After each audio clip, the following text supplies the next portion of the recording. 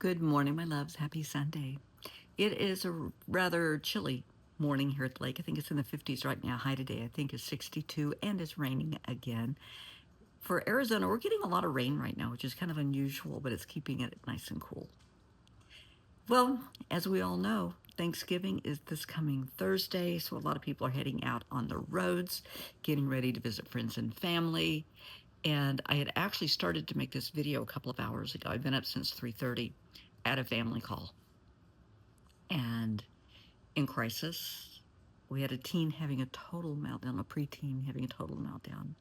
And it was on the topic I was planning to talk about anyway. And after everything was said, and it was a very long conversation, they said that I can share tidbits of their story. I never share names or locations or anything, but I can kind of share what we were discussing since it was what I was going to talk about anyway. So we have a preteen having a total meltdown, refusing to get in the car to go visit family. They're heading out today to go to another state, and visit family for the week, which a lot of people are doing. And a preteen refuses to get in the car. Not going to happen. And she's crying and screaming, the whole total meltdown. Mom doesn't know what to do. Dad went to put gas in the car and the tires and the dad stuff that dads do. And they're friends of mine. And so mom said, would you talk to Brenda? And the teen said, yeah. So I asked the mom, do you have any idea what's going on? She said, maybe, but I'm not sure. Who knows? Hormones. She's a teen. I get it. I know, honey. So let me talk to her privately and then we'll bring you in. And that was agreed. So the teen came in and just her little face was red and puffy and she was just a hot mess.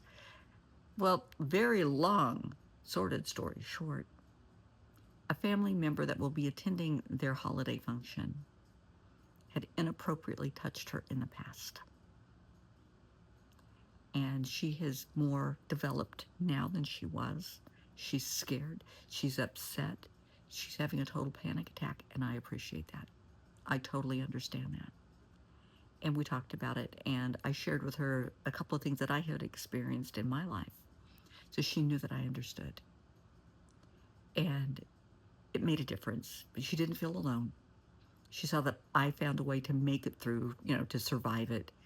And she said, what do I do? And I said, you got to tell your mom. She said, I can't tell my mom. I tried to tell my mom. And I said, well, when you tried to tell your mom, what did you say? And she said, I told her I didn't want them kissing me or hugging me. And I said, did you tell her why? No. You got to give them a little bit more info than that. What age were you when this happened? And so she really didn't give her parents a lot to go on. And they just thought she was being difficult. I said, if we bring mom in, I want you to tell her. Reluctantly, she agreed. I said, I'm right here for backup, but you got to tell her. So mom comes in, and, it's such a beautiful family that I just love. And the mom said, okay, what's going on? I said, first, I want you to hear her out without judgment. No words. I just want you to sit there and hold her hand. And she said, okay. And that's exactly what she did. And she shared with her mom what had happened in detail and how many times it happened, who was around when it happened, what was said, the threats that were made if she said anything to anybody about the details. And you could see the color drain from the mom's face and tears come up in her eyes. I said, okay, Mom, what do you have to say? And she just grabbed her and hugged her and said, I'm sorry, I didn't know. The same thing had happened to her, same relative, when she was growing up. I said, okay. I didn't know that. I mean, I've known them a long time, but I never knew that. I said, how did your parents handle it? And she kind of rolled her eyes and said, oh God, it was a shit show. She went to her mom, told her mom, and her mom said, oh, that would never happen. They wouldn't do that. You had to be mistaken. Now you get over there and you give them a big hug and kiss. And she said she was shaking, she was sick, she was scared. And as she hugged this person, they inappropriately touched her again. Like, I have approval to do it this time. What are you going to do about it? And she said it was awful, absolutely awful. She said, I'm not going to let that happen to you. Thank you.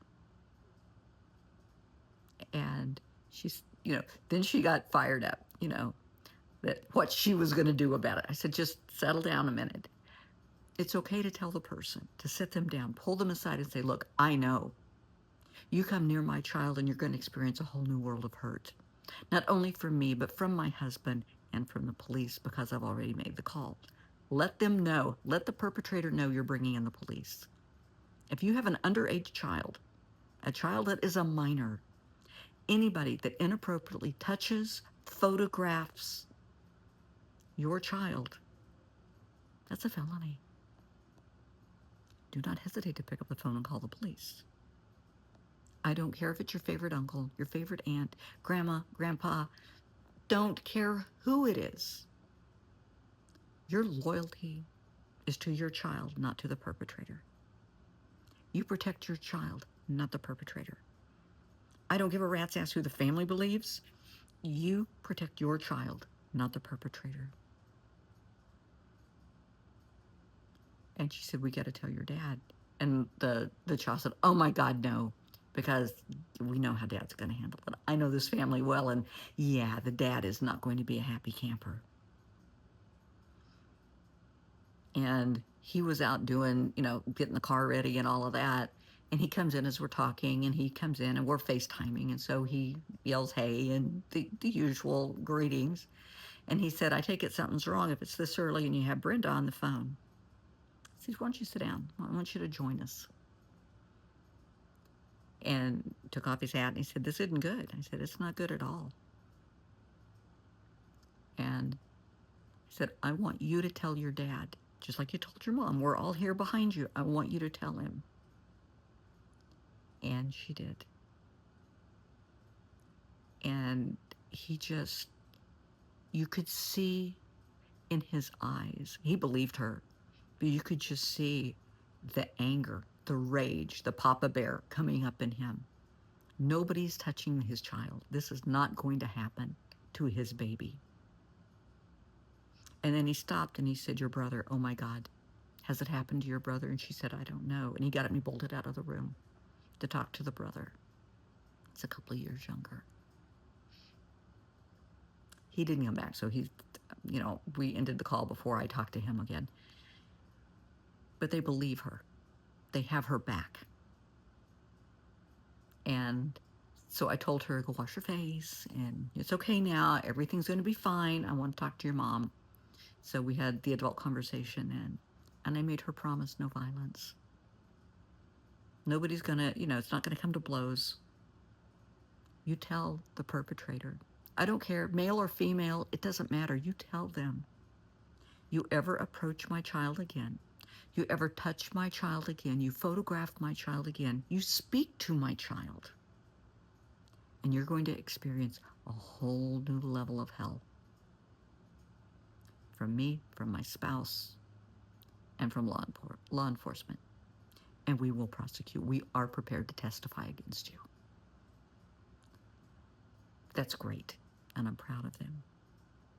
Now, when situations like this happen, and I have dealt with this many, many times with a lot of families through the years, it can divide a family, because there's people that will believe the child, and there's people that are going to back the perpetrator. To those people that are backing the perpetrator, here's what I have to say to you. How did you feel when it happened to you? How did you feel when you were touched? That knot in your stomach, the fear, the panic, the threats, the nightmares. How did you feel? How did you feel when you told your parents, your family? How did you feel when they told you they didn't believe you? How did you feel? How did you feel when you had to be around this person again, knowing what's going to happen and that no one believed you? Do not do this to another child. Stop the cycle. Never, under any situation, under any circumstance, never protect the abuser, the pedophile. And oftentimes, it could be a young teen that's the abuser because they had been abused. So they're just repeating the cycle. I don't care if they're 14, 15, 17, 20, 25. It doesn't matter. If someone is inappropriately touching your child, tell them to stop and call the police. I don't care if it's a nephew, a niece, a friend. I don't care. Protect your child, not the perpetrator. If it's a young person as a perpetrator, let's get them into counseling as fast as we can. Get them the help that they need because they, have been abused. They're just repeating the cycle. We have to stop it. Protect your child, not the abuser. And I know this is going to piss a lot of people off, and I really don't care. Children are to be, they're such blessings, they're treasures, they're gifts to us. Protect them. Believe them. Trust them. When a child comes to you and bears their soul and tells you what happened, do not tell them, oh, please. That's not what they did. It's what happened. Don't tell them, you misinterpreted. They didn't. Oh, they didn't mean to. Yeah, they did. They would never. But they did. Well, they get like that when they drink. Then they shouldn't drink and they shouldn't be around your child. Well, I'll have somebody talk to them. No. Remove your child from this situation. Protect your child. Don't say, well, we'll leave in a little bit. No. As soon as your child comes to you, protect your child. Load your child up and say, honey, I'm getting you the hell out of here. Protect your child. And if anybody says, well, why are you leaving? Tell them. Because so-and-so can't keep their hands to themselves.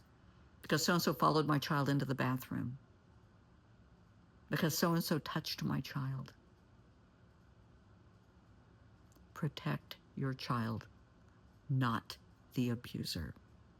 And if a family isn't backing you, to hell with them. Your child is more important. Protect the children.